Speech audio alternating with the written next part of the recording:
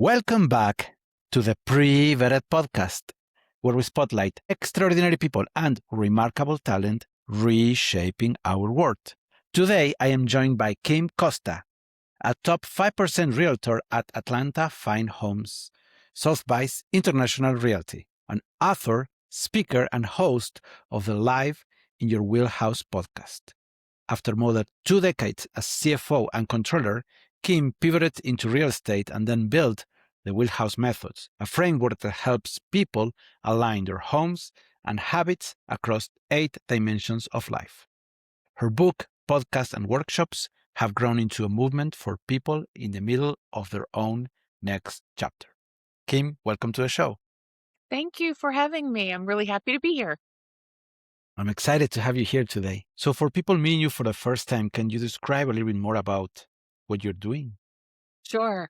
So, what I've done is put together a process for people to really clarify where not only where they are in their life, but more so, does their living environment support the next chapter of their life? Because life changes. We go from student to worker, we go from single person to married person, we go have a family, we go to empty nest, we retire, we become ill, all the things. And so as our life changes, our living environment needs to change, not only for that stage of life, but for who we were meant to be. And so the Wheelhouse Method is an 8-step process for people to create an environment that supports and reflects who they're supposed to be. Right. I think that's a very interesting perspective because I've seen people getting too much attached to their house and they attach their identity to their house and that they carry that and eventually becomes a burden on maintenance, right? Where Yes. they have this big house that used to be for their kids. Now their kids move on and now they have to keep on this huge house Yes. that serves no purpose, right? That's right. And so your purpose may be changing. I was once a full-time mom and now I see my kids are in their 30s.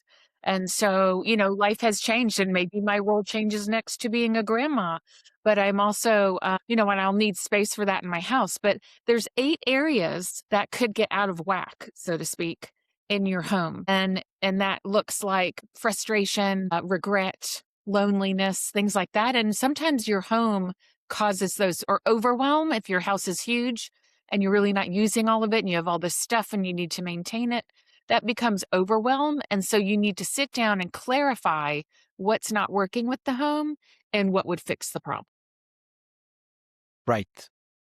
And going towards a decluttering process allows you to have Could more be, freedom, right? yeah, decluttering is part of it. Just getting rid of things that you don't need or that someone else could use that cost you money. You could get money from them. So decluttering is part of it, but it's also what function are you doing in a certain room? Or are you not even using a certain room? Or the function of the room was from the past and you haven't updated it. So it just kind of drags you down when you walk by it. Right. Yes, and there is an inertia, right? We Yes. live in an inertia and we don't realize until we start thinking about it, right? That's right. Because we're just I've always lived here. The rooms have always done this. That's Joey's room, that's Susie's room or whomever, or grandma's room, but grandma passed. And so what are you going to do with that space? And how is that space making you feel? Right. I follow a lot of travelers, overlanders. They go, to different places in the world and we I talk with my wife about let's get an RV and we live there full time, right? And having a family, having a kid, following school schedule, it's basically impossible to do, right? At least for us at this current stage, right? But that led to the conversation of do you want a bigger house, you want a smaller house, right? And kind of when the house becomes a burden, right? Yeah, absolutely. Yeah, it does, because as life changes, then, your house should as well. And sometimes you've changed and you're still living in the same house as the old person that you once were. And so it starts even before the 8 areas of the wheel of life. And may I say what those 8 areas are, just to help people think a little bit about their homes? And these are all Yes. all areas where change happens. And if we don't keep up with it, we feel some discomfort. And so the 8 areas are finance. So can you afford more than what you've got, or do you need to downscale because your finances are changing? The next one is health, then environment, career. So did your job, like, do you have to move for your job? Is it like your home office is 2 hours away? You're probably moving. Romance. Are you getting married? Are you getting divorced? Are you looking for someone? Does your home represent you in a positive way? Or are they going to walk in and go, ooh? The next one is fun and leisure. What do you like to do for entertainment? Then spirituality. So that's not just, going to church. It can be yoga. It can be just green space. It can, it's just something bigger than yourself. And then the last one, which is really important, is family and friends. Are you adding to the family? Are people moving out? Or what changes are going on? Wow. Very thorough. I mean, all of this touches different aspects of your life, right? That's right. It's an old tool created by a fella back in the 40s or 50s that you rate it from 1 to 10 as to how your life is going right now. So I've taken it and morphed it into rating your home in those 8 areas and how well your home is serving you in each of those areas. Right, right. And are these 8 aspects part of the wheelhouse method, or is there more to it? Yes. So the method is in the shape of a house. So there's a bottom floor, a basement, a foundation or cellar.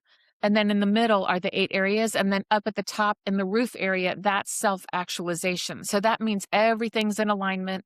The house isn't cattywampus. There's the foundation, which are the 4 M's. And so it starts with myself. How was I made? What are my gifts? How do I like to live? What is my personality? And so the 4 M's, the first M is myself. The second M is mastery. What have I mastered of the gifts I was given? Because that brings joy. And then you're very much in alignment with how you were made. The next is mission. What is your purpose? What were you put here to do? And are you living in that? Or are you way off base and doing something that you're not meant to do? And then the final one is mates. So it's your partner, it's your family, it's your friends. Who are you hanging out with? Who have you aligned with? Do they sabotage you or do they support you? And who are you letting in your home? Who are you letting in your life?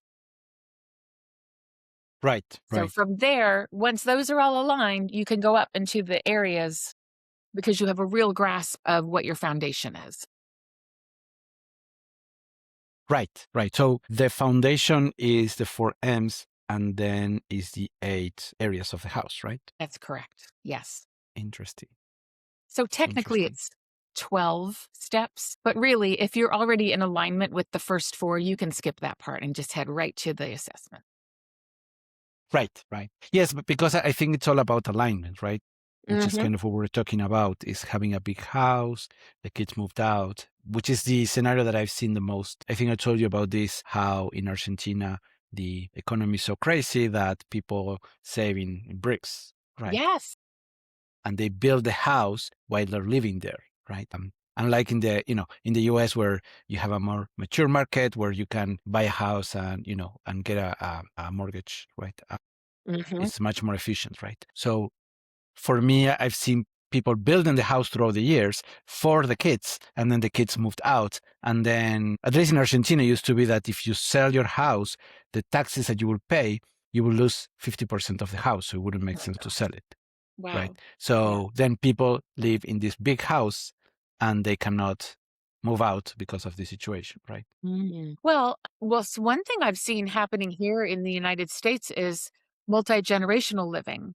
So maybe the adult children move in with the parents and they start having children, right? And so now they're there to help take care of their aging parents. And the aging parents can babysit the children so the middle generation can work. And so we've been seeing that quite a bit recently here in the United States because it is getting more difficult to own a home here. The average age is increasing steadily of people's first home. And so, well into people's childbearing years, sometimes they can't afford their own home, right? And so everybody pools their money, and mom and dad are aging, and maybe they need help with physical things around the house. So they have, mom and dad live down below, and then the living area is in the middle, and the other family lives up top, or they have two houses on one piece of property. That's becoming a solution to a lot of our problems with the larger homes. Just that we'll move back in. Let's have mom and dad move in, or let's have the kids and grandkids move in. So maybe this is a partial solution in Argentina, the multi-generational living.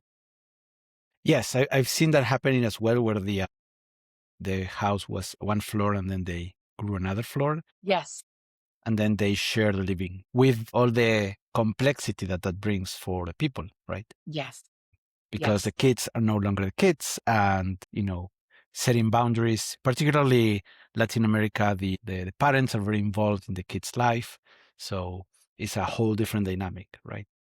Yeah, and they are here too, maybe some are, I could think they call it helicoptering, helicopter parents. They're always flying in a helicopter over. But I think, I don't know, I think whatever works for each individual family. And so one of the considerations is financial. Let's split the cost. It's also a passing of generational wealth here in America, where we share expenses and the younger generation, because we get taxed, our estates get taxed as well when we pass them on. But if you're sharing a home or a property with different homes on it, it is also a way for the wealthier older generation to save expenses for the younger without passing on generational wealth. Right, Yeah. So right. that one instance is finance, and then the other is family and friends. Who's going to watch the two preschool children while mom continues to work, or mom and dad? Because many people in America, both parents have to work, and so it does solve a lot of problems. It's just one answer to a lot. Many problems come up with our living situations. It's multi-generational living is just one, and I think it primarily solves the finance and family and friends spokes. Right. Hmm. Right. And I think that, when you have multi-generational, housing, then the complexity of, everybody involved gets, it's more difficult, right? It can To be. make agreements. Yes. And that's where I see more value in your method, because it gives these families a structure to have those conversations, right? That is correct. Because what we don't acknowledge becomes an underlying negative feeling: resentment, frustration, anger, loneliness, suffering because of health. I need help, but I don't have help, that kind of thing. And sometimes we just kind of struggle through when maybe there's an option that we haven't thought of. And so, what I hope that the wheelhouse method provides is clarity as to what the problem is and a couple of options that people can discuss to fix it. Right, right. If it's hard for an individual to get clarity, harder for a couple to get clarity, I mean, it's much more difficult for a multi-generational, Right. housing, right? They have different Because, viewpoints and different goals. So, right, yeah. And right. it may not work. Yeah, It may not work, but at least they have like the clarity that it doesn't work, that's right? right. And for what reasons? And then maybe it'll work later. Yeah, Yeah. because each generation has a different view of the world, right? Hmm. That it's, based on different experiences, that sometimes it makes it incompatible to be able to share, right? It does. Yeah. And sometimes people want to make a move to be farther away from their relatives. I've seen that happen. Like, I want a fresh start, or I cannot live on the same street as, because they're always, you know, uninvited in, or the spouse doesn't get along with one of the parents. And then that's a daily frustration for people. And so that's something to consider. Yes, yes. I mean, this is a little bit off topic, but I have a cousin where mother and father-in-law wanted to pay for the whole wedding, but they wanted to put the conditions on how that wedding is going to be, right? Yes, yes. And basically, he was able to build up the courage to push back and say, you know what? It's our wedding. We're going to decide how we're going to do it, with the impact that had on the budget for the wedding, right? Which it was part of Yes. it, right? Yes, That's right. Same thing with the house too. Sometimes if right. people contribute to a house, they think, I don't need an invitation. I helped get this house. So we're going to have Sunday dinner every Sunday. And so people get kind of locked into a situation that they didn't necessarily know those strings were attached. Right. Right. And being able to have that structure, have that clarity without resentment, whether it's the decision is to live together or to live separate, right? Whatever that decision might be, but being able to keep the relationship, healthy, right? Yes, yes. So you said you spent years avoiding the questions of whether the life you were building still fit you, right? What finally made you stop avoiding it? Gosh, really what really happened is my kids were grown. And so many times as parents, we make sacrifices. So I was in a controller CFO position for residential construction and design for over 2 decades. And it was a living. It wasn't really, I really am more creative and I always wanted to do more creative things. But I felt like I needed to do that, to continue doing that. It was a family business. So I needed to continue in the family business for my family's sake.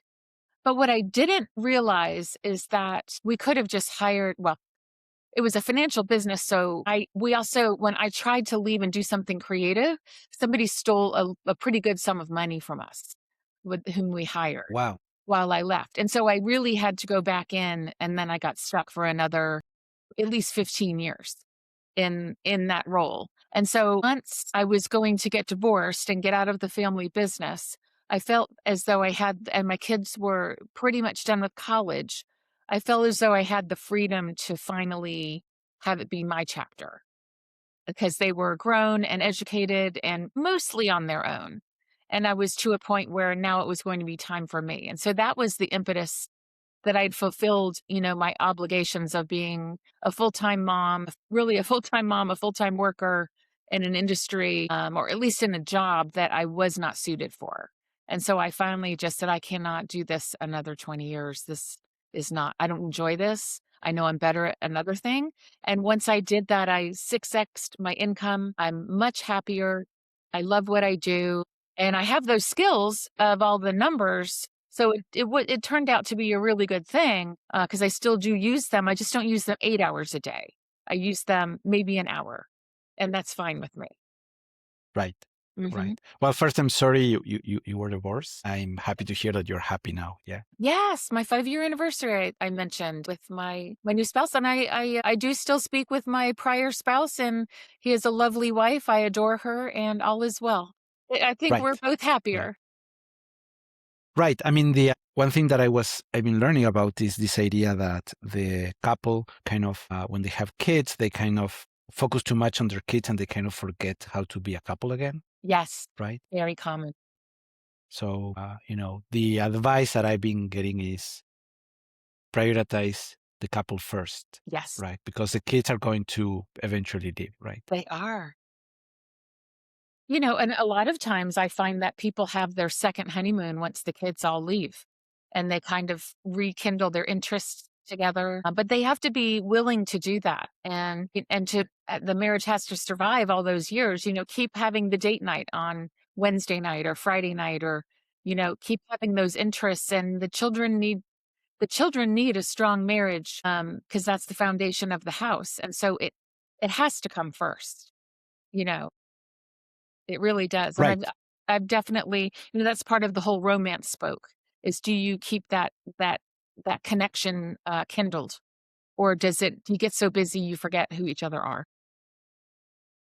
Right. Yes. And all of this is aligned to what you were talking about, the method, because Yes. having alignment as a couple, as a family, and then, the house and all your surroundings, right? Yeah, so, like, let's just take the romance spoke. So, we're talking about marriages and keeping that love alive. Is your home built for, 1, relaxation and rest because that's your respite from the world? So, is it chaotic? And you need to be able to rest there, but also, is it built for romance? Or do you have exercise equipment and a desk? And there's a chapter in my book where there's a story about how to set up your bedroom for romance. And it's not, It's like, are both sides equal? Or does one person have a tiny little nightstand and a wobbly lamp and the other person has a large one? Like, is one side better than the other? Just all of the things. Another key, do not put family photos in the bedroom because it looks like your mother-in-law's looking at you. I was going to say You that, know? yes. I Don't was do thinking that. on that. 3 large dogs on the bed. That's not the best thing Kills for. So romance. there's, some of it's a little bit tongue in cheek about creating a space for romance, but it's also about outside in the common areas. Do you have a place to snuggle and watch a show on TV? Do you have a place for each of you after you come home from work? You have a place to decompress? Because too much together time is also not good. So can one person go off and be themselves and the other person's allowed to go off and be their self in the home, and then there's space for them to be together as well. So this is all addressed. It's not just about, pure romance in the bedroom. It's about everything else in the home. Is it set up for one person or is it set up for both? And because resentment builds if a person can't be themselves in their own home. And so that's a huge key to romance. And if you're looking for a romantic partner, is there enough room in the closet for 2 people? Do you have 2 nightstands? I've talked to a single person who was like, I really do, and I walked through the house. I really do want to set up my home for a partner. I want to manifest that. And I was like, you only have 1 night table. You need 2 night tables. Where are they going to put their glass of water? You need to make space for them. You've taken up the whole closet. Scoot some over, get rid of some of your clothes. Make some space for that person in your closet. And, and then, and just in the house in general, just, is it clean? Is it organized? If you bring a potential suitor home, are they going to be grossed out by your home? Talking to the men here, are they going to be grossed out by your home? That's not helping your love life, folks. Right, right. I mean, we men, I speak for all men, but at Some least, women are from my, sloppy too. Some men are clean. yeah, I mean, when I moved from Argentina to Mexico, I had a suitcase with all my camping gear. So I Yes. had a tiny chair, a tiny, table, right? Everything camping, I had a little gas stove, Yes. that worked with gasoline, right? Yes. So, everything small Yes. because it was just my Minimalist. camping gear, right? Yeah, yeah, yeah. And I was comfortable with that, it was okay. Then my girlfriend, now my wife, she kind of complained. It's like, why are we sitting on the floor? Why are, because for me it was okay, Yes. So she encouraged me to get better furniture, get Yeah, better, that's what you we know, do.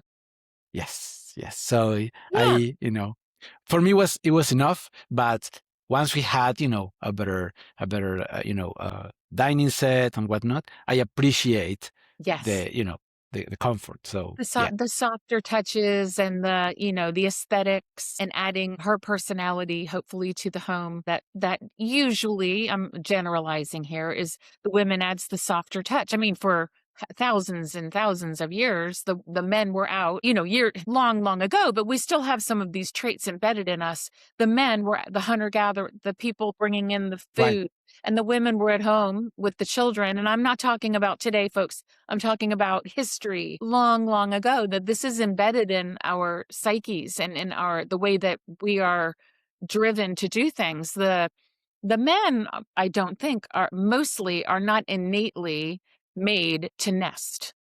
Right. Maybe when you're having a baby, you want to provide, you want to bring things in from outside the home.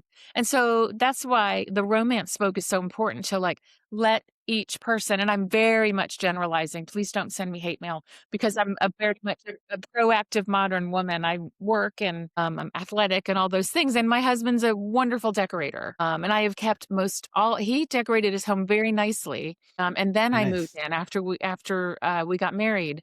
And so I've just tweaked a few things. It was quite lovely when I moved in. And so he is, but he's also, later in life where he's learned some of those skills. He probably would not have done that when he was 30. Right. Mhm. Right. I mean, we mature, but I think I agree that we generally, gravitate towards these, hunter-gatherer roles, right? Yes. Yes. Yes, and so much so that the other day, and this happens all the time, and I grew up with 3 brothers. We're just sometimes, and it depends on how you're built, we have these innate skills because I know where everything is in the home. But that is not my husband is very much focused outside. He's working, he's, maintaining and things like that. And we lost the remote control. And so he said, I have a problem because I got in from work. He said, I can't find the remote control. I tore the bed apart and I can't find it. And he wanted to relax after golf.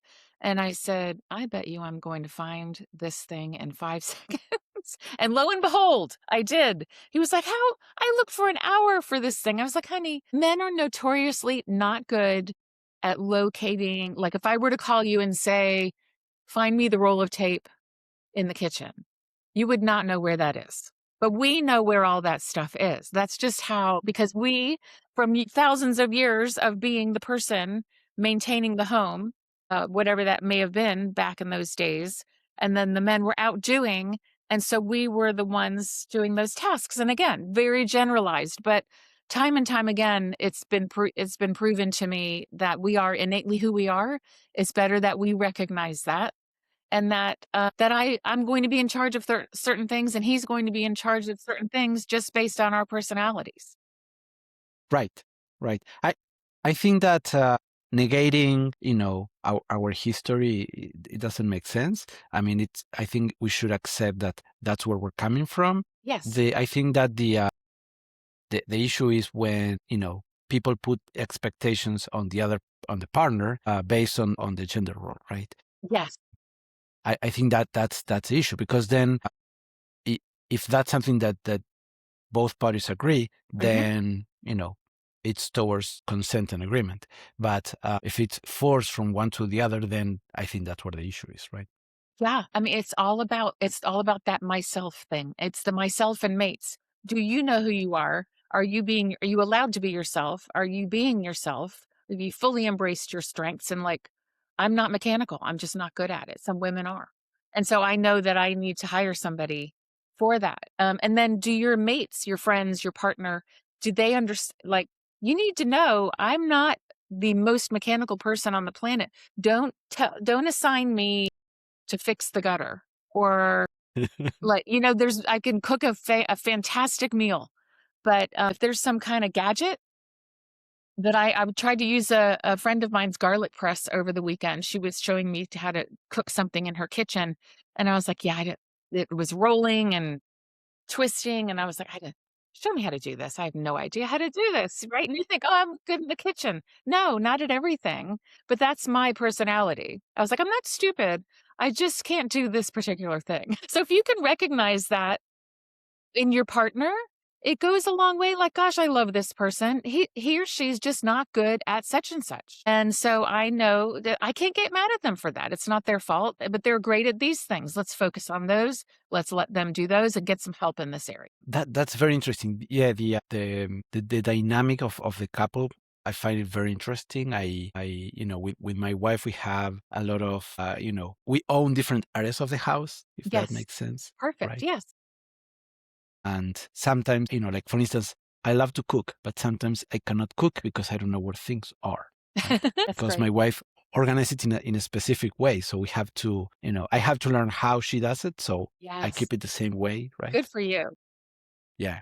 And then I know your wife thanks you for that. I'm thanking you for her. And her complaint to me is that I buy stuff, like food that we already have. So I buy tomatoes, but we already have tomatoes. So why did you buy more tomatoes, right? So I tend to do that, right? And my thinking is I'm going to cook, I'm going to, do something, but I'd rather have it than not have it. But then it get bad because I don't, follow up on that. So, it's not about the fuss, it's about, we're wasting food, Yes. so yeah, I understand her complaint. Yeah. But when I'm on the supermarket, I have this, hunter, mindset where I'm saying, I'd rather have this, and then, I realize we already have. Yes. So then you need to make it twice that week. Make something with those. Yes, like right now I have cream cheese in my fridge and I know it's going to go bad in about a month. And so I really need to remember to find because I do the same thing actually, where I buy things and I'm going to make that. And then we end up going out to dinner. And so then I have it left and then it'll go bad. So I'm trying not to do that. And I think everybody probably does this, but now I need to find a good recipe with cream cheese, which I don't normally cook with. Right. Yeah. So I get it. It's not you. I think everybody out there has done this. It's just whether it becomes a habit or not, then it's like, oh, I need to clarify that this is with myself or your partner, this is a repetitive problem. And then talk about like, hey, how about if you give me a call or text me when when you're at the store to say, do we have any tomatoes? And are you using them? Should I pick up tomatoes or whatever? But it's inevitable that some of us are going to throw things away sometimes. I'm trying harder at that myself. Yeah. It's interesting. I mean, with my wife, we are going in different directions Yes. on a lot of things. For instance, she's going vegetarian. I am, a meat lover, but we still find a way to, have a great relationship together. Yes. So yeah, it's very interesting, and we allow each other to have the freedom to, choose different, eating styles, right? Absolutely. You can't. Your body just might be different than hers, where it needs more meat. And that's your blood type, your physiology may be more comfortable eating meat. But, all the meat lovers, because I do love lean meat as well. And the vegetables, especially at my age, are so important to have the vegetables. I had chicken breast with a ton of sauteed spinach today. So however much protein I have, I try to have the fiber with the vegetables, and it's my favorite way to eat. So if I had a vegetarian spouse, I'd be very happy, but I'd still be cooking chicken. And tonight we're having pork and sweet potato and zucchini. So, there's a way. My husband's a meat lover as well. And so he'll get the big portion of the pork tenderloin and I'll have the smaller portion with my vegetables. Right. Yeah, there's a way to do it and enjoy. Yes, and having the freedom, but also finding the shared, Yeah. So you're not eating separate. Right. Yeah. Right. Yeah. We share meals. We just prepare, different foods for each other. Right. Yeah. Yeah. Oh, that's Or when great. I buy food, I used to forget. Now I becoming more aware of trying to get something for her. Right. Yes. Yeah. That's so perfect. So, we get these empanadas, and then, I buy tuna empanada and I buy shrimp empanada for her. Right. Yes. So yeah. she'll eat fish and shrimp. She'll She eat will. the shrimp. She will eat shrimp. Not shrimp. Sorry. Mushroom. Not Mushroom. shrimps. Gotcha. Yes. Yes. Oh, Yeah. yes. Okay, good. And yeah, So that's get the protein. yeah. That way we can still, have a happy relationship, but also enjoy our personal, decisions, right? Yes. Well, so really, the decisions you guys made in your home were honoring your family, your partner, and then also health. So you the way that you both like to eat is different, but you honor that with each other, and you also want to spend time together and not eat separately. So that's hitting really, at least two of the spokes. So that's kind of, if you had a kitchen that you had to completely, like she didn't even like the sight of meat and you had to eat at a different time or anything like that, then I think that would be really tough on your relationship, right? So it takes a compromise. Yeah, and I think it's about finding ways to express our shared love, and there's way we can do that without necessarily, but at the same time respecting each other's, dietary decision, right? Yeah, the preferences. Right. I think the biggest thing that people misunderstand when they're aggravated with someone that they live with is that they're not trying to be rude, or most of the times they're not trying to be annoying, but it's just the way that they're made. Some people are introverts, some people are extroverts, some people love to be creative, and some people have an engineer's mind, and they just think differently. and have different preferences. And so it's not that they're trying to, the biggest problem comes is when one person in the household makes the other behave to their preferences strictly, and they don't give them the leeway to be who they are. Yes. Have you ever seen that? Or they put down, why don't you like meat? Meat's the best thing in the world. And, they're sneaking ground beef into their into their meals and things like that when they don't just, let them be. So I think that alignment starts from the individual, the couple, and then the dimensions that you described, right? Finance, health, environment, career, romance, leisure, spirituality, family, and friends, right? Mm-hmm. Yes. I think that your framework is encompassing, and it's a holistic approach to life. It's not only the brick mortar, or in the case in the US, it's more about wood, right? But it's not about the building, it's about the house, which is more than the building, right? That's right. That is right. In all those areas. Yeah. And if you, stretch finance, for instance, then you put additional stress in your life, and that leads to, an unhappy marriage. So what's the point of having a fancy house if that's going to affect, the relationship with your partner? Yeah, the relationship with your partner and also your health. They've come to show that financial stress makes your heart rate go up. It's very, very bad for your health. It makes you lose sleep. And so finance is one of those spokes that affects every other spoke. It can affect your career, it affects your family, your friends and your family, the things they have to go without. So it's very far reaching. Right. So we talk about finance, we talk about health. Can you expand a little bit more on environment? What do you mean by environment? So environment is really both inside and outside your home. So the environment of your home could be the region. It could be, is it in the mountains or the beach? Is it in the city? Is it in the country? What environment do you like to live in? So going from the region or the state or area that you live in, what city specifically suits you? Do they have like good healthcare? Do they have the arts or the entertainment, the sports teams that you enjoy, the activities you enjoy? And then from the city, what neighborhood is part of that environment? What does it offer you? Does it have your age group? Does it have friends for the kids? And then specifically, what street? Are your neighbors noisy? Is there a vicious dog down the street? Is there a community garden on the positive side? Is there a basketball hoop in the cul-de-sac where your children can play? Is it safe? Is it a cut through? Do people speed through the neighborhood? All that, so it gets so that's outside of your home. Inside your home environment is more about, is it open concept and noisy? Or is it a more traditional home with walls and compartments? What's your style? Is there a lot of sunlight that comes in? Is it noisy? Are there health risks like mold? Are there earthquakes in the area? Are there hurricanes? So that's what environment is. Yes, all of those elements. Right. Because you were talking about romance in the bedroom, but then if the environment doesn't support it, then one thing affects the other. Right?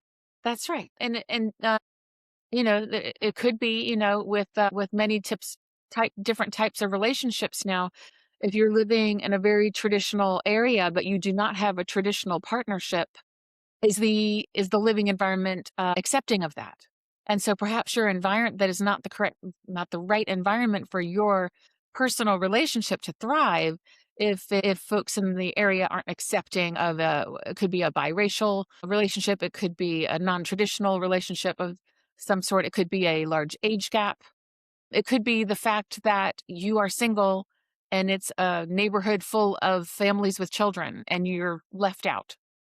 Right. And so your environment has a lot to do with that's on Maslow's hierarchy. That's a love and belonging need. Are you accepted for your religious beliefs, your political beliefs, your marital status, and things like that? So that's a love and belonging need that may or may not be solved by your environment. Right, right. Interesting. And we talk about career a little Mhm, bit, right? mhm. So depending on where your job is, that could also affect your house location and everything else, right? Right. How often do you need to go into the office? Is it close enough to get there or to the airport to travel for your job? Or do you have good enough internet to do your job well? Or do you have a quiet space to do your calls? Or are your children or your dog running in and out of the screen time, interrupting, your work so that looks unprofessional? So yeah, again runs the gamut. Right, right. We talk about romance. I don't think we talk a little about leisure. Can you expand a little bit more about that? Yeah. Okay, so what do you like to do for entertainment? And entertainment, which is like in and out of the house, what do you do for fun? But also can you rest? Right? So it's fun and leisure. So say you love watching live baseball. Is there a baseball stadium fairly close to your house? Or are there channels you can watch your favorite team that are offered by your provider in your area? Do you like to do puzzles, but the house is so busy that your puzzle, you know, gets little pieces are in across the house because it's too crowded and busy. There's no quiet space for you. Or do you like to read? Are you a gardener? Is that what you like to do for fun and leisure? And maybe there's no yard, but could you just put some containers out there? And that helps solve that need for growing herbs or flowers or some plants, or bring some plants indoors, which also is shown to help your health. Is there a community garden? That kind of thing. Do you love to cook? But there aren't any fresh markets around for you to buy your produce and your meat. If you're extremely healthy and you love organic food to cook with, that's your idea of fun, then your environment is not supporting that entertainment area because it doesn't offer those things for you. Yeah, so inside and outside the home are, say you like to snow ski, but you live in Florida in the United States. You know, here in Atlanta, we have a huge snow ski club, but we're very hot. It's 94 degrees today. And so not a lot of skiing in our area. However, we do have a very large snow ski club and a big airport. So these folks can fly out to Colorado all the time. So that's like, is there a way for you to fill your entertainment needs? Right. Hmm. Right. That's very interesting. And the I understand that, through your book, you're providing a structured method to go through each of these dimensions, correct? That's right. Yes. Yes. So there's a series of questions in each chapter that go up Maslow's hierarchy from physiological needs, which are very basic, through safety, belonging and love, esteem, and up to aesthetic. So the higher you get on that answering positively, the better your house is matching your needs. And so each chapter, finance, health, career, etc., goes through these questions. And so you grade each area to try to get a big inflated wheel. And if not, if your wheel is flat, and you have a 1 in a certain area, the questions will prompt you to how you could up level that area in some way. Even if you only get it to a 5, it's better than a 1 by making some Right. adjustment. Whether you stay where you are and rearrange some furniture or buy something to help you with that need, whether you renovate, like repurpose a room or add on to the back, or add another bedroom because more families coming, or if you just move, it provides a structure to figure out whether you stay, go, or renovate. Right. Hmm. Right. That's very interesting. That doesn't mean necessarily to just throw away the house and just start a new one. Is Right. finding what are the minimum changes you can make in your housing situation to generate the highest impact in your life and happiness, right? That's exactly right. Yes, to maximize your potential in your home. And something that you mentioned is about purpose. The way that I understand purpose is that whatever you're doing that gives you immediate satisfaction, right, or immediate gratification, right, it's something you enjoy. But if it has purpose, then that immediate gratification multiplies. Absolutely. If what you're doing it doesn't give you immediate gratification, but you're doing it for a purpose, that burden feels much less, right? Doesn't Because it? you're working towards your purpose, You're right? working towards something. And it's not Right. just a random act that you're doing. It is something that holds a purpose, however small the action is, really builds your self esteem. It provides happiness, comfort, joy. Yeah. Right. And I think that's the most important lesson that I take from your method, that it gives you clarity, it gives you alignment, and gives you purpose. So that way you can be overall happier. That's right. You hit the nail on the head. Amazing. Kim, we're running out of time. I truly appreciated you being here today. Any final remarks before we wrap it up? Gosh, no. The only thing is I'm just here to help provide a way for people to live in more comfort and joy and to their purpose, because that helps the entire world. And so that's my mission. So if people want to find me and follow along, I'm on all the social medias as Kim E. Costa. And my website is lifestylefoundations with an F.com. And you can do workshops, you can get the book and follow along. Right. And we're going to leave the links at the description of this episode as well. Fantastic. Great. Kim, thank you very much for joining us today. Thank you.